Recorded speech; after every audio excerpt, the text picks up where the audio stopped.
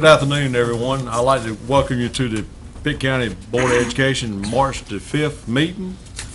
Hope everybody's having a good afternoon. At this time, I'd like to have to do the Pledge of Allegiance. Jennifer Little, would everybody please stand? I pledge allegiance to the flag of the United States of America and to the republic for which it stands, one nation, under God, indivisible, with liberty and justice for all. At this time, I call on Ralph Love for a moment of silence. Let us bow our heads for a moment of silence in remembrance of those of our school system and relatives and members and friends.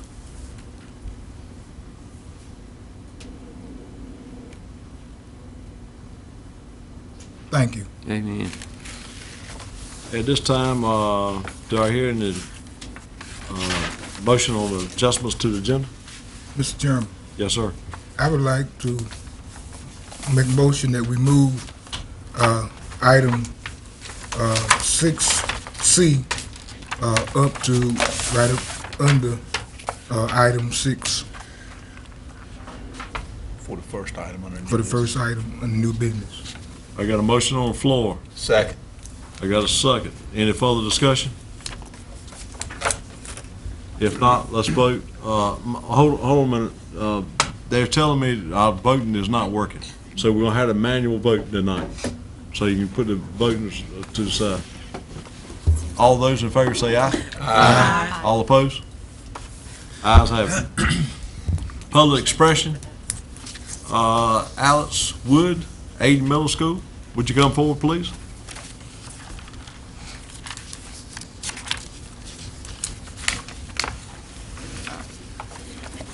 Good evening. My name is Alex Wood. I'm in the 8th grade at Ada Middle School. And I'd like to do a proposal to put soft drinks machines back in Ada Middle School. Let's see. I'm writing to you because I believe Ada Middle School needs soft drinks machines. I know that you are trying to stop kids from being obese, but does eliminating access to soft drinks really help? Have you seen what schools are serving these days? They serve chicken wings, French fries, potato wedges, chicken nuggets, chicken strips, cake, and ice cream in the cafeteria. In addition, our snack machines offer Cheetos, Cheez-Its, Doritos, Lay's chips, fruit snacks, hot fries, and baked chips. Do you feel that these products discourage obesity? The addition of soft drinks machines will not increase obesity any more than other foods and snacks already offered. To control the amount of soft drinks that students buy, make the machines only available during lunch or after school. I think I speak for all students and most teachers at Ada Middle School that when I say that we need soft drinks machines. You allow fried foods and snacks but not soft drinks. That isn't fair and doesn't really make much sense. And occasional soft drinks will help students focus and enjoy a treat. Thank you for your consideration of placing soft drink machines in our school. Thank you. Thank you. Mr. Chair. Alex, is that your mom? Yes. You must be very proud, ma'am. Thank you for having your son come here tonight. Thanks, Alex. Good job. Good job. Good presentation. Okay.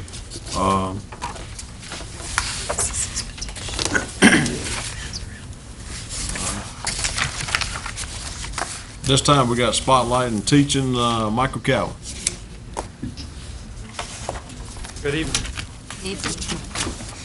I'm here tonight to spotlight the finance department, and there's many different parts of the finance department. There's the accounts payable, payroll, we got risk management, internal audit, we've got employee benefits, we have the budgeting aspect, and I couldn't quite decide how I was going to get all that in here in 5 minutes.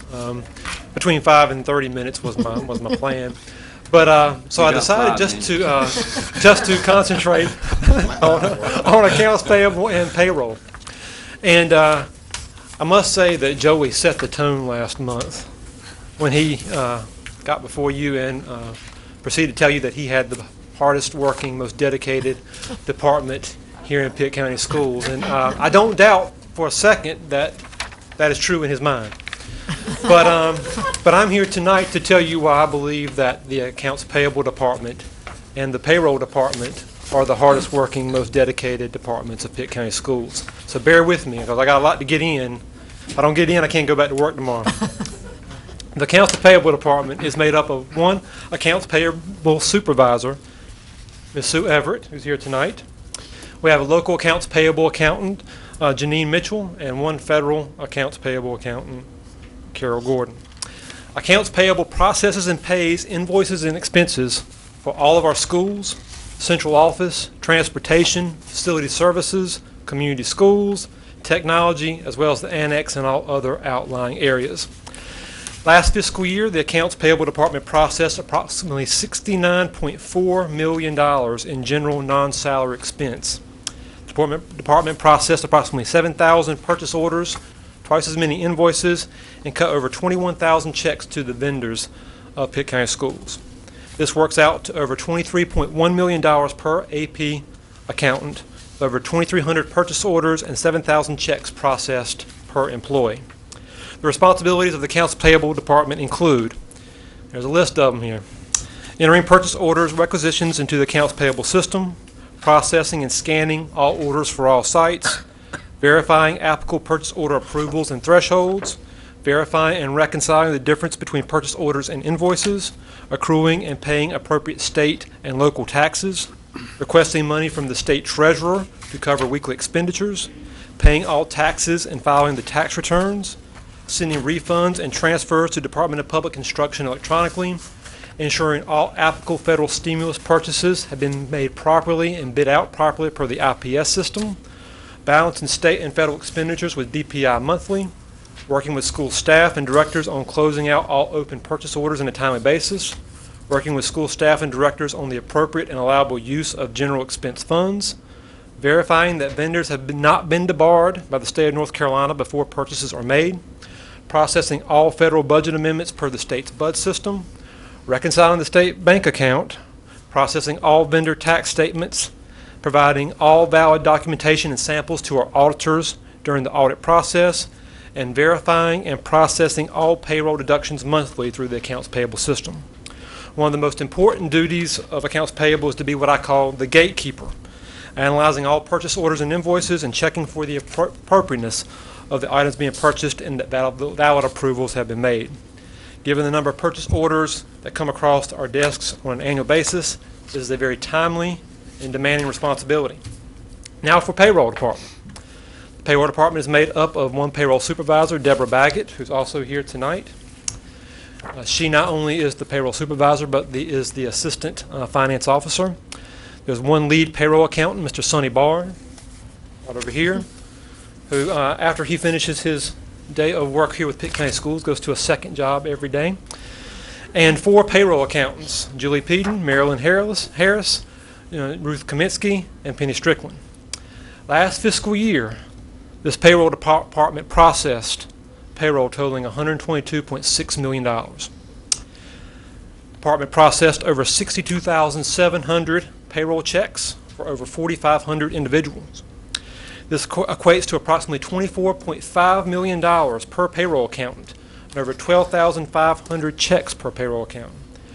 Each person is responsible for the payroll for over 900 employees on a monthly basis.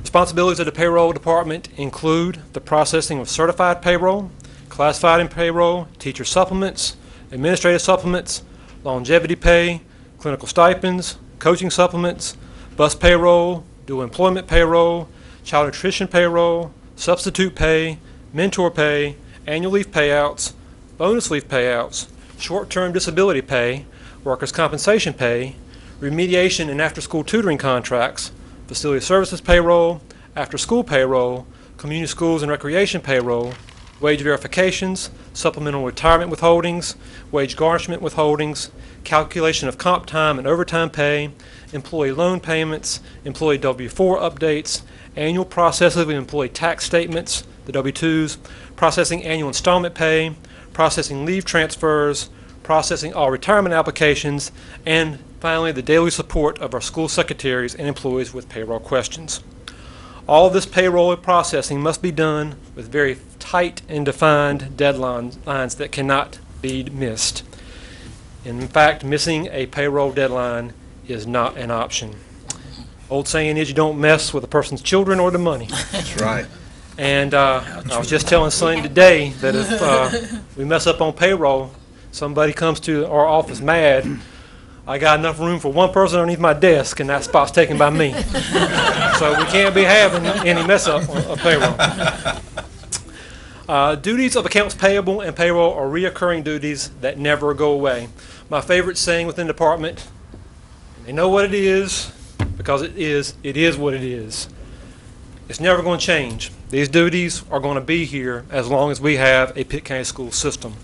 However, there are currently projects that we are working on in addition to the day-to-day responsibilities of the department that I believe will carry this department forward for the next 5, 10, even 15, 20 years. First of all, the first project is the implementation of what we call an employee portal. Employee portal is a system that allows employees to sign on to a secure website with a username and password and pull up their monthly pay check stubs and their annual W-2.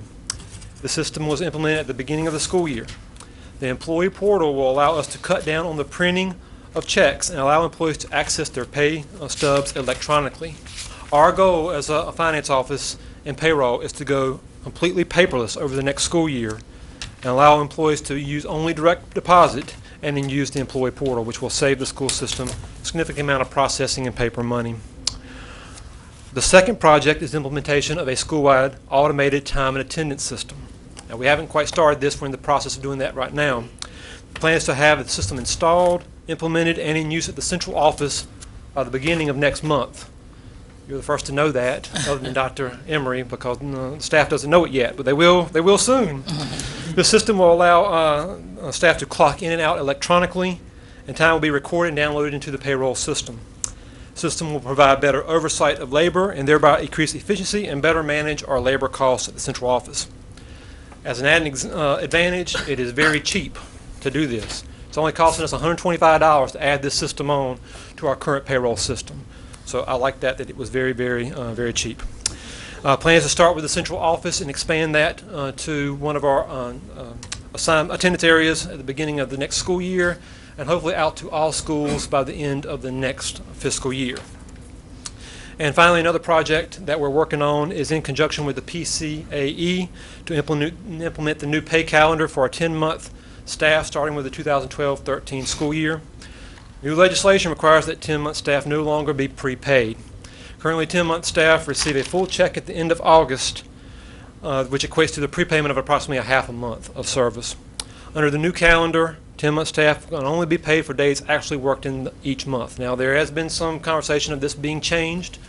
They were supposed to address it in November and in February, and now it looks like they might get to it in May. But for the service of our employees, we got to go ahead and move forward with the current legislation. We can't hold our employees in waiting.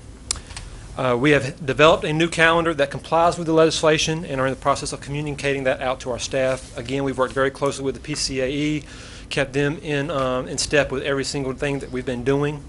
Also, to help accommodate this change, we're also looking at paying the teacher pay schedule for the teacher supplement. Teacher supplements currently received and paid in two equal installments, one in November and one in May. Again, working closely with the PCAE, we are looking to change this so that teachers start receiving an equal portion of their annual supplement on a monthly basis. This will allow teachers to be paid and hold on to their supplement on a monthly basis rather than Pitt County Schools holding on to it, and also help within the transition to the new pay calendar. So we're trying to do everything we possibly can. We're looking at annualizing their employee health deductions, so we don't have various different increases, decreases in the amount of health insurance coming out on a monthly basis, helping them to go to the direct deposit, everything we can to help it make this transition as smooth as possible for our 10-month staff. We've also been working very closely in the beginning process of working close with human resources. Our goal, Delilah and myself, is to basically streamline and automate the full human resources payroll system process within the next year. We are starting on a process of meeting twice a month to get those new steps into place. I am very, very fortunate and proud to work with the staff of Accounts Payable Department and Payroll Department. I'm sorry that more of them could not be here tonight, but being here tonight would have drove them into overtime status, and we could not allow that. They would love to be here to also to tell you how much they mean working for the school system and serving the students of Pitt County means to them, especially for me. I'm the luckiest guy in the world. They are the ones that make this department run, not me. They're the one that makes it go day to day, and deserve the recognition and applause for all the hard work that they do. Thank you, Mike. Thank you, Mike. Consent items, do I hear a motion? Motion to approve. Second. Any discussion? If not, all in favor say aye. Aye. Okay, at this time, we're going to, do I hear a motion on the floor for nomination of the hearing we just had? Mr. Chairman, Yes, sir. I'd like to nominate Ms. Mildred Council. I got a motion on the floor, do I hear a second? Second. I got a motion on the floor and a second, is any discussion? Work. In accordance to following the bylaws 1.110, I'm requesting to be excused from the vote due to not being present for all the interviews. I just think it would only be, it's not fair to the candidates that I vote, since I did not get to hear each interview from all the candidates. I missed Miss Mildred Council. Of course, you know the reason for that, being in a car accident, or I would have been here.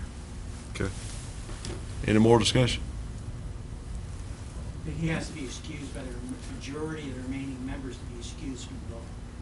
You have to Okay. vote on it. Okay, all those in favor of Worth being excused from the voting, say aye. Aye. All opposed?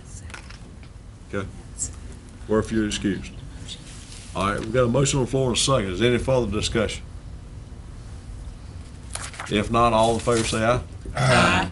All opposed? Ayes have it. At this time, I call on Finance Committee, Benjie, Forrest. Yes, and I'm going to ask Michael to come forward at this time. We met as a finance committee on Thursday, February the 23rd. We had a quorum present. We had two major items of business. I'm very, very excited about one of those items, and I'm going to let Michael sort of walk us through that at this time. Michael. Thank you, Benjie. The first item that we reviewed on the agenda was the Biodiesel for Schools program operated by Dean Price of Green Circle LLC.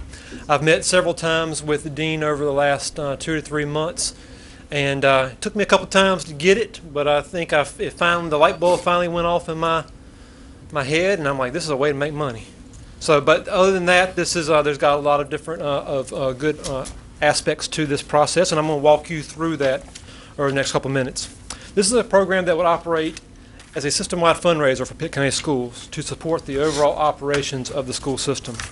Under this program, Green Circle would solicit Pitt County School restaurants to collect their used cooking oil waste. Currently, restaurants dispose of waste cooking oil by either paying a third party to collect and dispose of the waste cooking oil, or they get paid by a third party to collect and dispose of the cooking oil waste. Under this scenario, under this agreement, Green Circle would solicit restaurants to collect their waste oil at no fee to Green Circle or the restaurant, or pay the restaurant a nominal fee per gallon. Green Circle would refine the waste oil into biodiesel and sell it on the open market at a projected $2.70 per gallon, which is well below the current price for diesel fuel.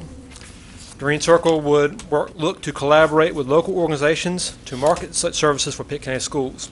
These organizations include booster clubs, PTAs, city and town governments, the county government, as well as the area Chamber of Commerce. The cost to refine the waste cooking oil is quoted by Green Circle at $7,500 per month at no cost to Pitt County Schools. Green Circle will take on the full risk of recovering the fixed costs of the refinement. The net profits from the sale of the biodiesel will be split between Pitt County Schools and Green Circle, and the projected revenues are listed on page 21 of the board material. There are various different scenarios there. What I'm hopeful for is that over a year or two, we could get up to between 25–30%.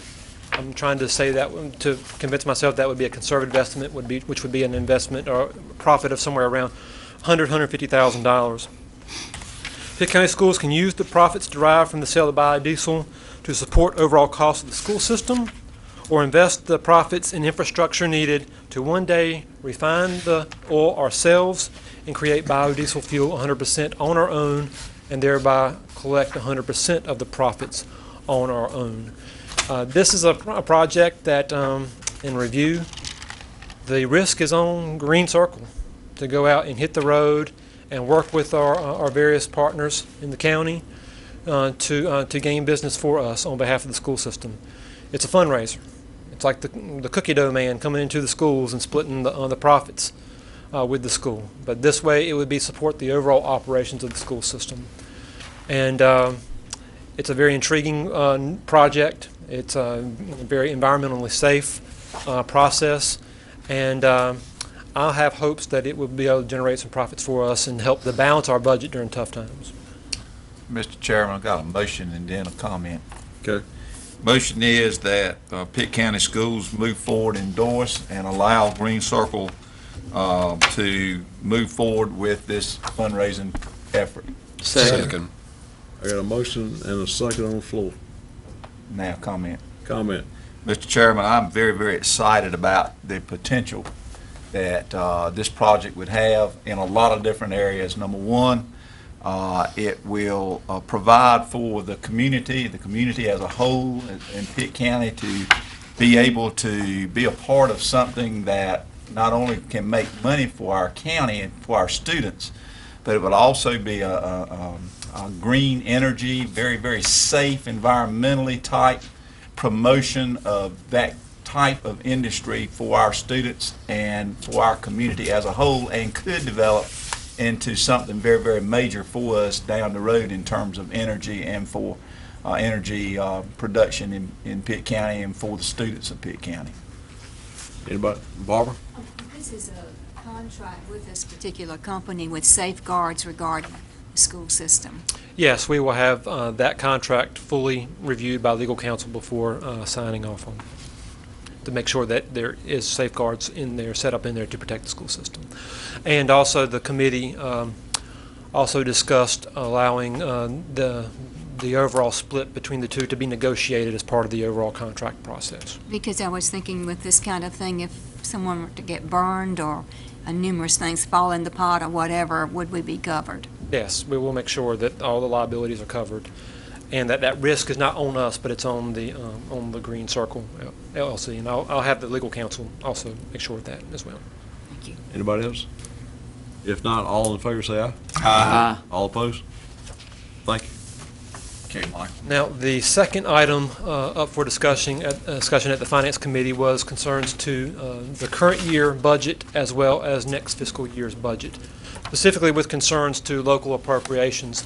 We had received word from the local county government last month that the appropriations were being reduced by $387,500 for the remainder of this fiscal year due to the budget constraints that were put on Pitt County. And the Finance Committee discussed the different options that were available to us as a school system to help deal with these budget reductions for this current fiscal year.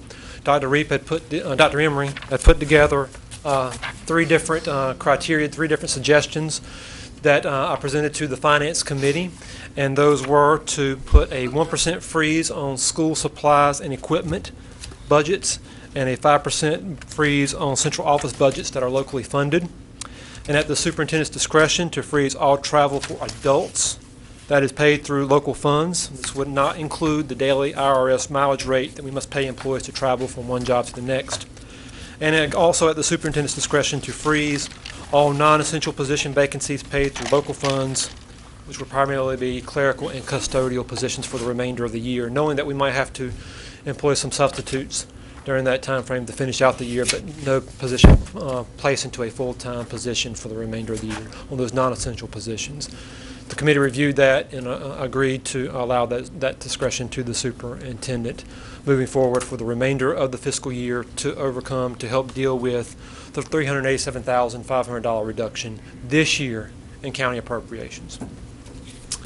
The focus then moved on to planning for next year's operating budget and projected budget shortfalls. And I would say over the last 2 or 3 years, we've been dealing with state reductions. About a good $8 million in state reductions over the last 2 or 3 years that we've had to overcome as a school system, and still find ourselves in pretty good financial health. I mean, we can't complain. But now we look like we're dealing with not only state reductions for next year, but also with local reductions. We just discussed the $387,500 for the remainder of this year. What I presented to the Finance Committee was I took a look at the county's current budget and what percentage we made up, Pitt County Schools made up of the total budget, and what we receive as appropriations from the county for operations as well as capital. And in total, we make up almost 33% of the county's budget. And looking at the projected budget shortfall of the county, if the county does not decide to go revenue neutral, does not adjust its tax rate for the reduction in the property tax rates, property tax values. If the county does not do that, it looks like there could be up to about a $6 million county shortfall next year. If you apply our percentage of that overall budget to that shortfall, we could be looking at over a $2 million budget reduction in county appropriations, whether it be capital or operating.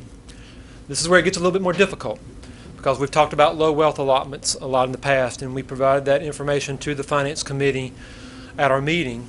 But ultimately, it came down to looking at how the low wealth dollars are calculated. And there's a portion of the formula that it's a supplanting clause. It basically says this local cannot supplant state funds, low wealth funds. And I did a calculation and found that if our county appropriations or operating appropriations reduced by more than approximately $1,425,000, we could be in jeopardy of supplanting. So if we have to deal with a $2 million shortfall reduction in county appropriations, I'm projecting only about $1.4 million of it would come from operation reductions. The other $600,000 would potentially have to come in the form of reductions in capital funding. This is at the same time that the discretionary reduction at the state level is scheduled to increase by another $1.2 million.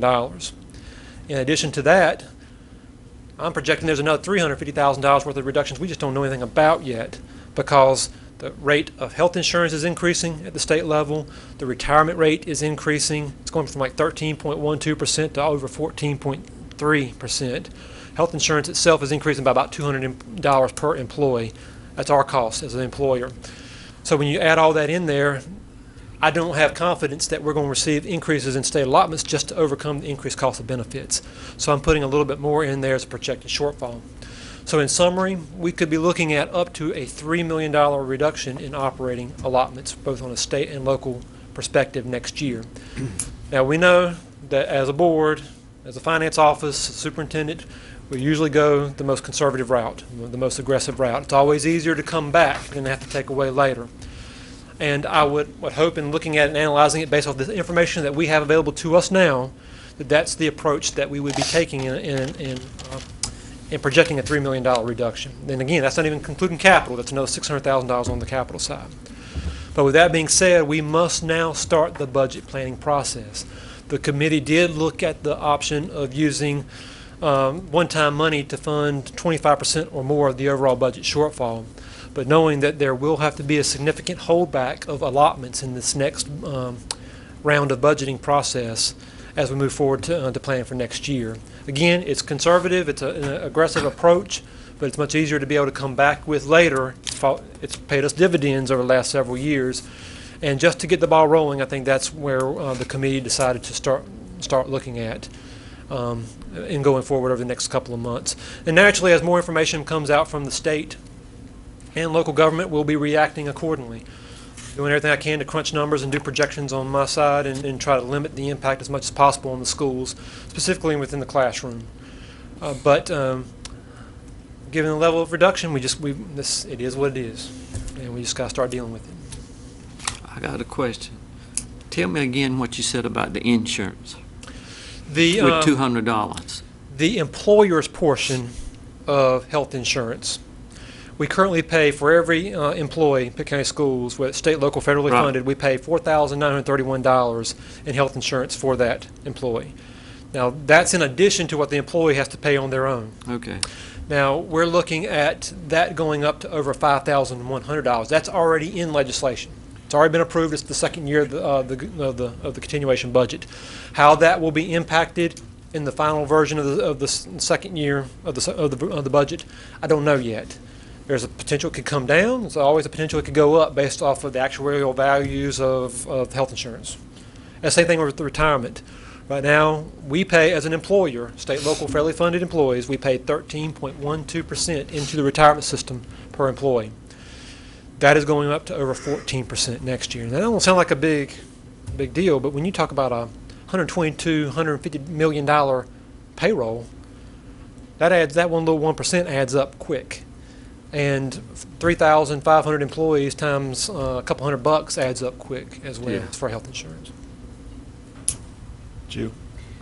Michael, I know you were just using an expression when you said we can't complain about the $8 million in state funding that we've lost over the last few years, but I have to beg to differ with you that we can complain because we have done a great job of managing that, but that $8 million could have done an awful lot for the kids in Pitt County schools, so I think we can complain.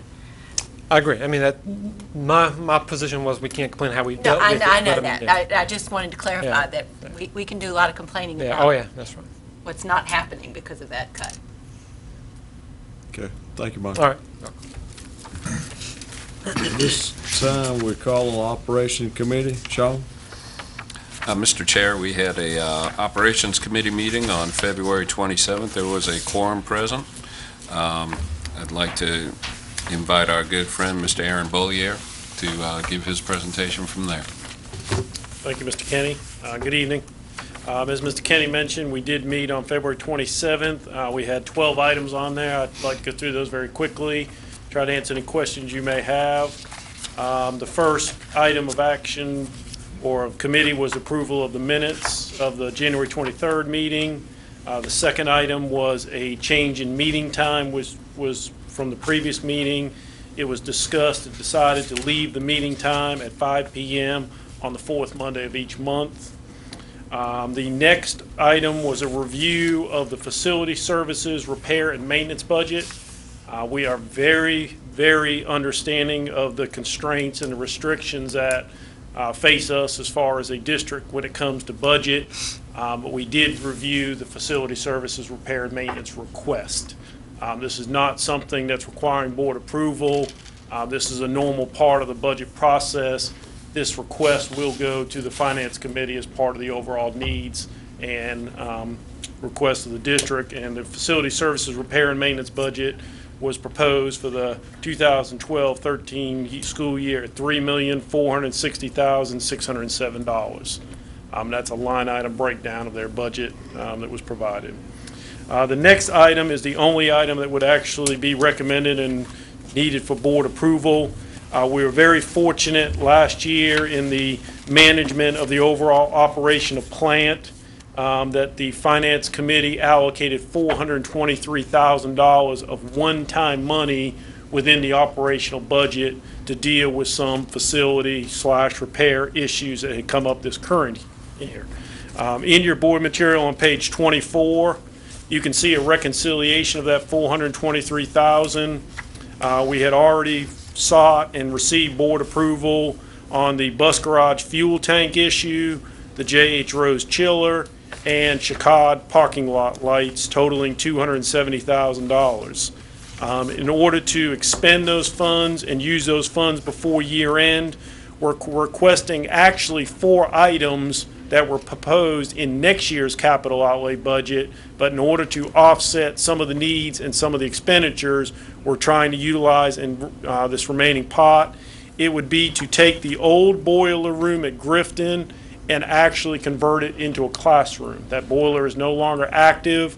Grifton is one of our 3 most overcapacity schools, and we will never receive conversion or addition of a classroom at a lower expense than $25,000 to obtain that classroom. We'd also like to replace the 200 wing boiler at A.J. Cox. recommend 2 multi-floor replacements at Stokes and Walcoats, and fund about 10% of our next year request to continue staff parking lot repairs and maintenance at $38,000. So as you can see, this one-time request utilizing funds that were already established in this year's operating budget would request board approval for those 4 projects totaling $153,000. Mr. Chair, I move that we approve these 4 items totaling $153,000. Second. I got a motion on the floor and a second. Is there any discussion? If not, all in favor say aye. Aye. All opposed? The next item was again a review of the capital outlay budgets, both category 1, 2, and 3 in regular capital outlay. Again, understanding that these may not be fully funded or funded at the requested amount.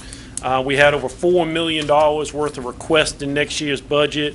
This recommends approximately 1.5 out of those 2 pots of money, but they will just be recommendations as part of the budget process to the Finance Committee. The next item on the agenda was an update to the committee of the custodial inspections.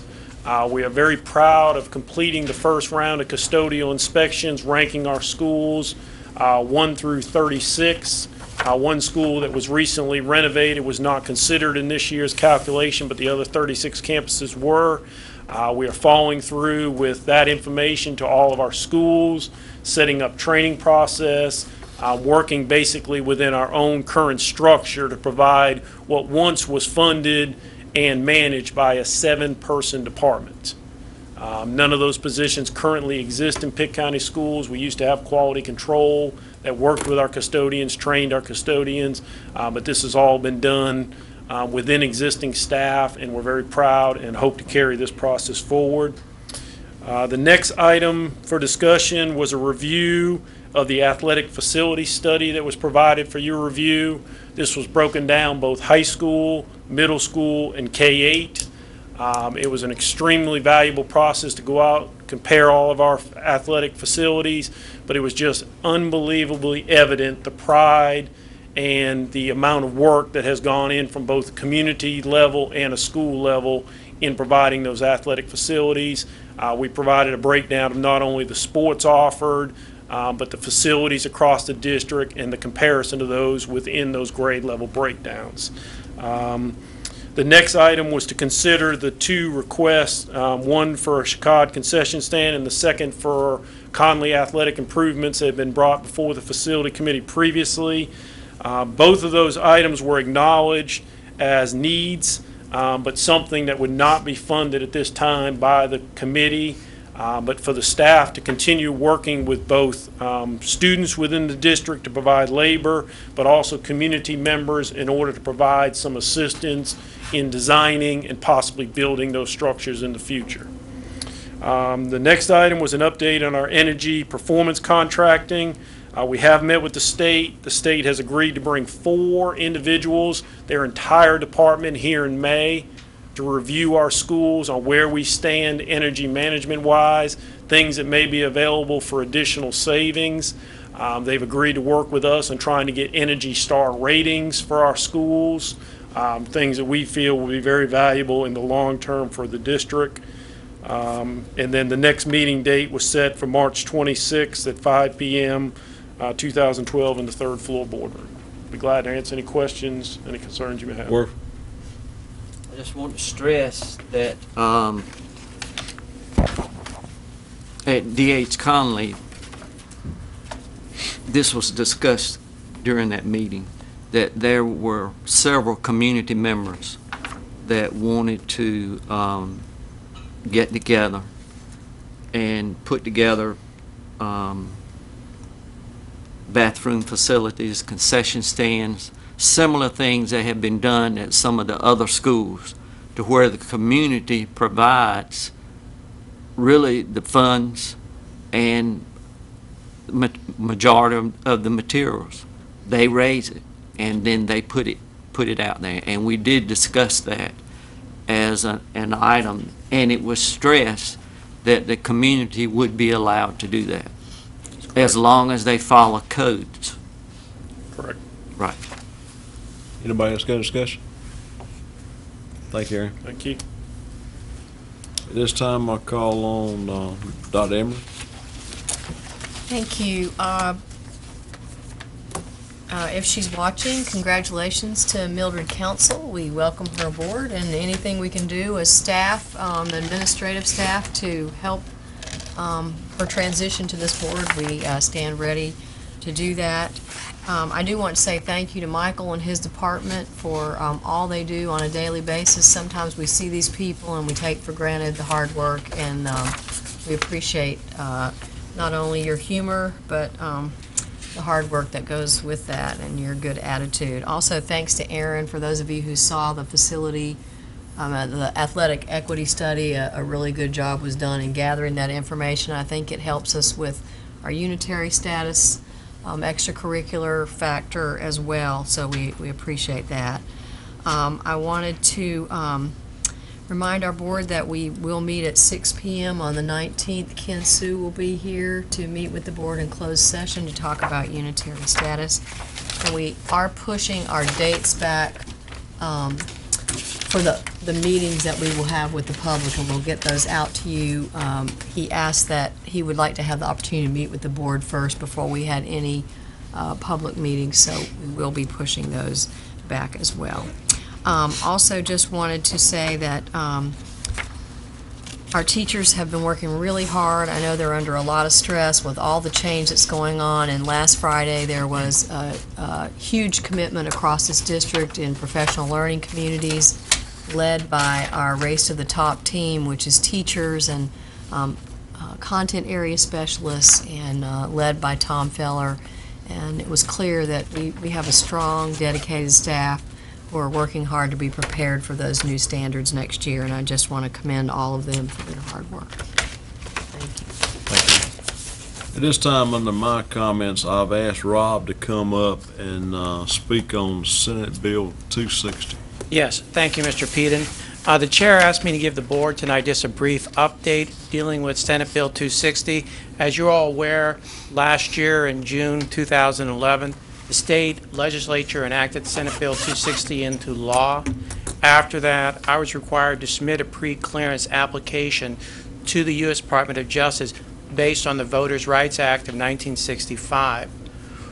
I just got notified by the Department of Justice this morning that they consider that application to be complete as of the 1st of this month. Based on that, they now have 60 days which to review that application, to either approve or disapprove that application. That timeline of 60 days can't be possibly extended if they receive additional submittals in the meantime, but if they don't, they're required to give an answer within the next 60 days.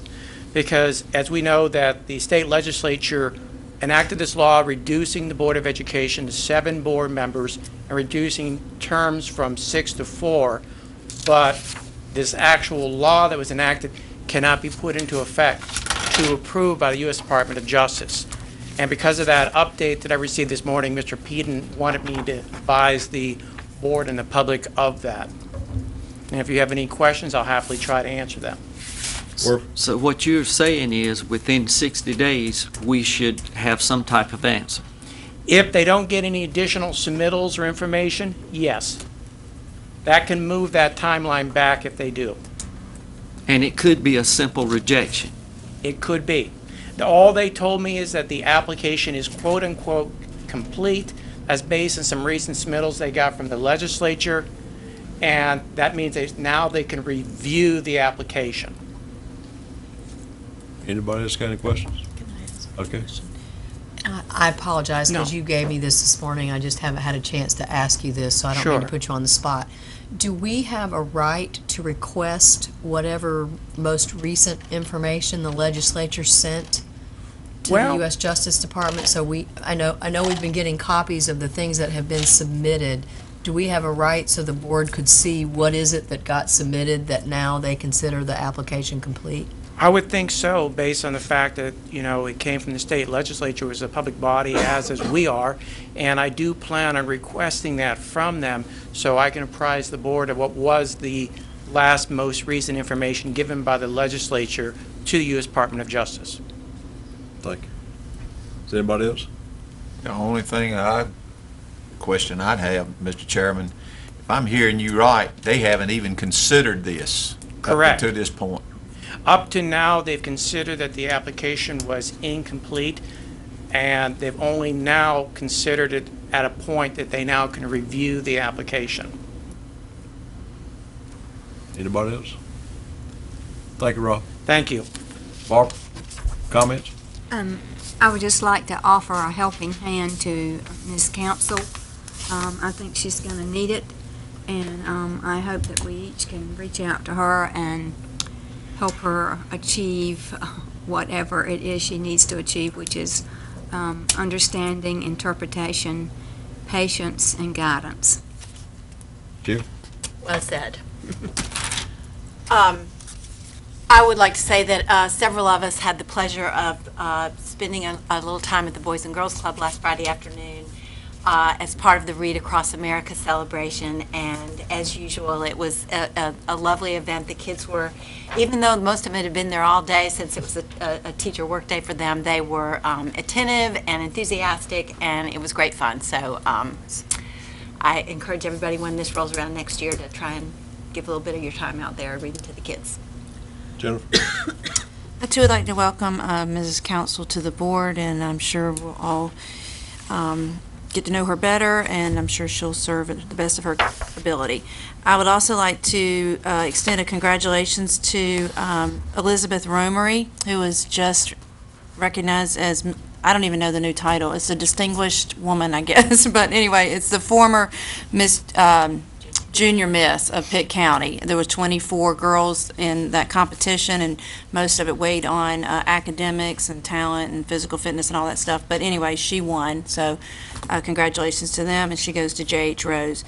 And that's it. Thank you. Raph? I would like to thank the board for giving us Ms. Council to serve with us in District 1 seat A.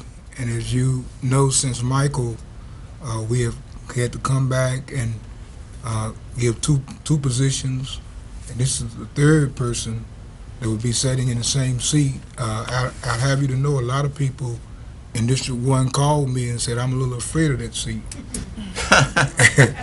And but most of our calls and complaints are with mothers. And I'm very happy to have Ms. Council as a mother to come and serve with me so that she can help me with the mothers.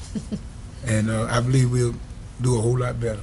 Thank you so very much. Thank you. Worf? I would also like to welcome Ms. Council. At least I got to give her a big hug as I met her coming up the elevator, because I know her. And I also would like to thank Michael. I would put you up against any finance director in the state. And Michael, you know I wouldn't say that if I didn't mean it. And that athletic equity study, Aaron, you were all over the place on your time, on weekends. It took a lot to put that study together. And I think you did a great job with that. And going back to Michael, you're only as good as your staff. I don't want you to forget that. Your head was swelling a little bit there, so I wanted to bring it back down.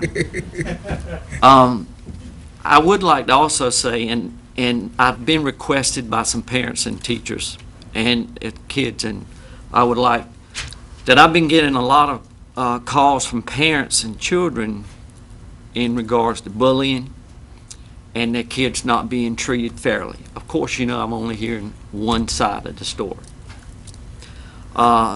There's been concerns with lack of sensitivity towards certain issues from administrators in regards to student problems. Not necessarily principals, but whoever is handling the problem. And in this day and time, the way things are, we need to make sure that whether it's something very small, that we take it very serious as an adult. So I've had several parents visit my house. I've had kids visit my house. In fact, if someone was watching, they would think I was running a charter school. But lately, it has just been a bombardment of concerns. Also, there's a perception in the system, and we know that whether it's true or not, the perception is a very strong statement. And it's a perception from teachers that the county is really more concerned about reducing suspension numbers than getting discipline under control. And to get morale up with our employees, we've got to really work on this perception, and we've got to change it.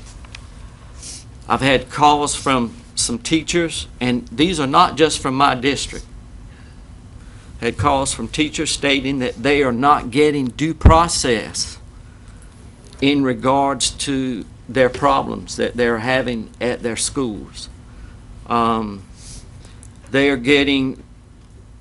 stating that they are being written up and they are not able to explain their side of the story. Their side of the story is an attachment or rebuttal to the write-up. And I, as a principal, believe that all teachers are entitled to due process. They need to be able to freely tell their principal their side of the story.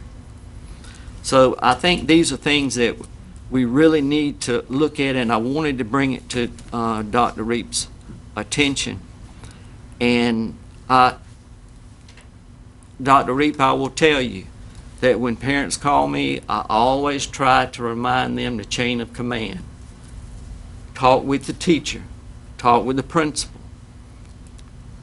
go to the superintendent. And I have referred several to you, and you have taken care of those issues. So I had been requested to make this known to the full board, and I have followed the wishes of the people who have elected me and the representatives of this county. Mark? I too would like to join with the others in thanking Michael for an outstanding job with finance. I know most of the members of finance very well, and you guys do a great job with what's becoming increasingly tight resources and stretching a dollar to maximize it for the benefits of our students in the schools, and I thank you for that. The second thing I'd like to talk about this week is something that's near and dear to me. As a sitting school principal that's happened this week and throughout the state, and I'm going to read some of this that I've prepared, but with all of the budget cuts and reversions of state monies, the State Board of Education approved charters this week. I know that the Board of Education has had a gun pointed at them, metaphorically speaking, and felt that if they did not approve the charters, that the State Board would lose the power to approve those charters. They did what was politically expedient. It is much more difficult to stand up and do what is right for the boys and girls of North Carolina's K-12 system. I would like to encourage parents and members of the community to engage in our public schools. They raised a great community of people from Grifton to Bethel and Grimesland to Falkland. Please don't divide and separate the school systems across North Carolina, but unify and support them. We have great K-12 schools, not just in Pitt County, but across North Carolina. Thank you. Thank you, Mark. Sean? I would echo Mr. Wichard's words right there, and I think we all would. Thank you. I'd like to welcome Miss Mildred Council to our family. I wish she was with us before this meeting. We were all sitting around having a few laughs. And we very much look forward to having her as a part of our group.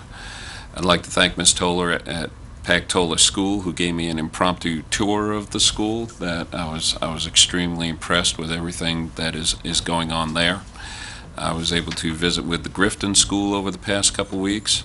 I was saddened at the same time to read the obituary of Miss Linda Womack, who was a dedicated employee of ours for several years, who I knew as a very dedicated school counselor at the Grifton School. sincerely want to thank Mr. Aaron Bollier for all the time he has spent with me over the past couple of weeks. I was very impressed with that athletic study, but also with the tool that's been put into place about school cleanliness.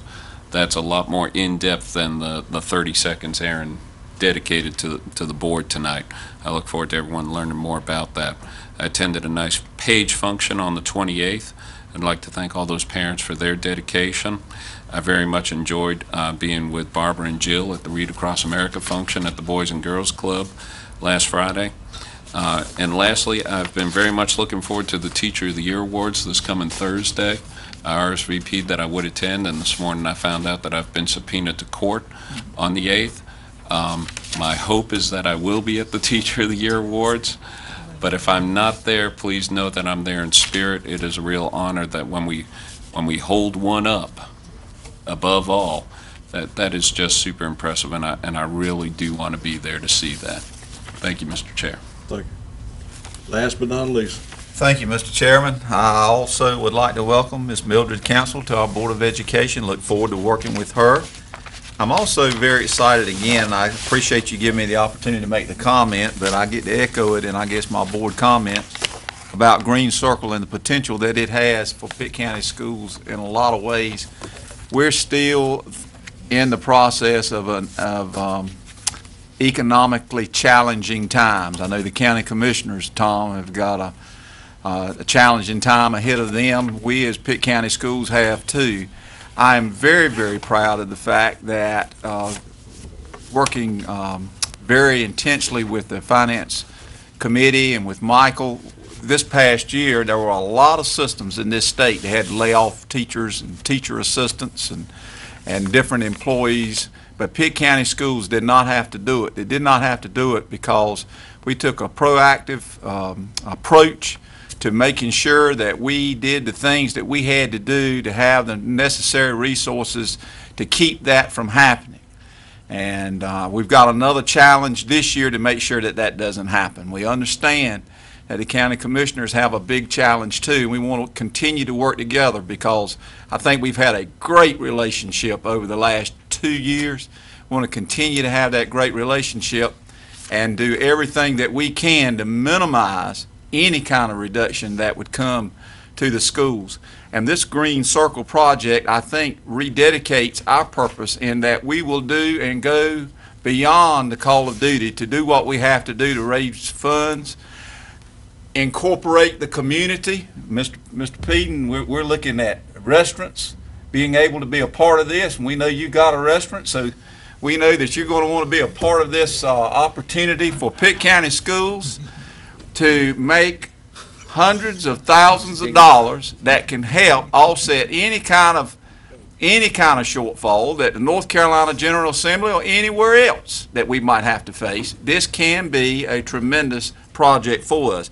And then last but not least, I want to incorporate the community, because as we continue through these economically challenging times, things that we might not have set as a priority all of a sudden become a priority. To me, it has always been a priority. Anytime you can get the community involved in your schools, we want to do it. We've got 2 tremendous projects that could be happening at Chicot and D.H. Conley with concessions and bathrooms. It will be tremendous to have the community to play a vital role to help make those projects happen there and to set the tone for those kinds of volunteerism community projects to happen throughout this county. So I'm really pleased for all of that to happen. And then last but not least, I intentionally didn't say a lot at the last meeting so I could say a lot this time, Mr. Chairman.